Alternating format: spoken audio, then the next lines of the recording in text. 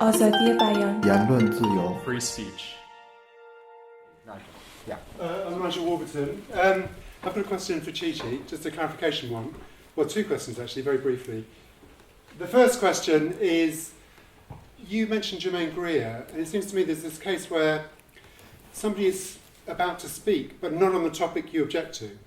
So you seem to be no platforming people because they've got despicable views on a topic that is oblique to the one that they're actually going to speak on at least one occasion.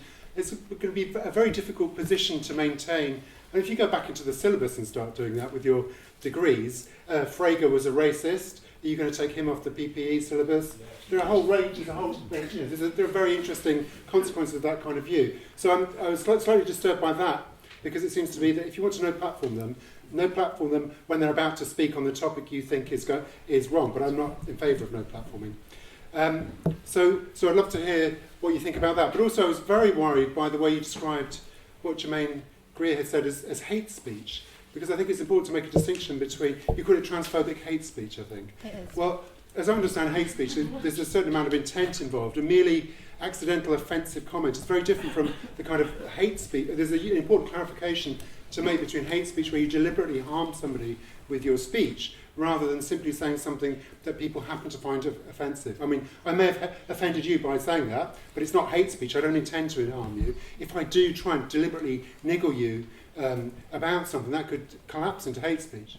The second question was about so it was about the syllabus and taking people off the syllabus. Well, I mean, that's a very clear distinction that that's not the same as a platform, right? It's not the same as, because I think what I'm trying to emphasize here is that what we're concerned about in the platform framing is social capital and social power, and what kind of capital you're affording people by being put on these platforms. And then obviously once someone's dead, that's a very different relation you have with that.